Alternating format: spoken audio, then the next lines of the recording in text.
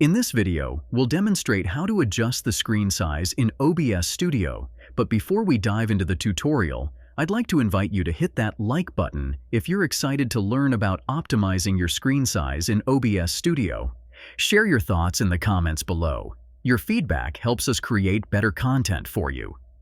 Now, let's get into the main content. If you find that your screen size looks too small, here's a simple solution. Navigate to the Scenes or Sources section on OBS, and you can drag it down to resize it. Holding onto Scenes or Sources, you can also adjust it by dragging from various points. Once you've done that, your screen will return to its normal size. Now, let's explore some extra tips. If you want to crop the file, unlock it. Hold down the Alt key on your keyboard and crop accordingly. In case you encounter an issue where the file moves strangely, right-click, go to Transform, and choose Reset Transform. Now, you can hold Alt again and adjust it as needed.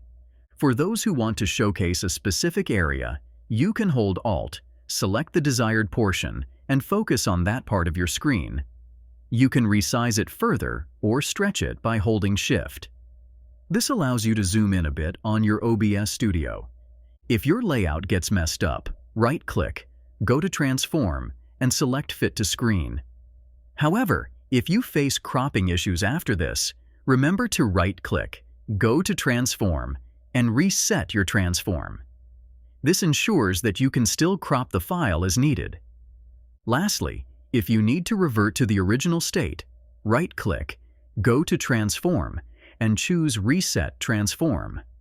If you found this video helpful, please take a moment to like, comment, and subscribe with notifications on @MediaMagnetGuide.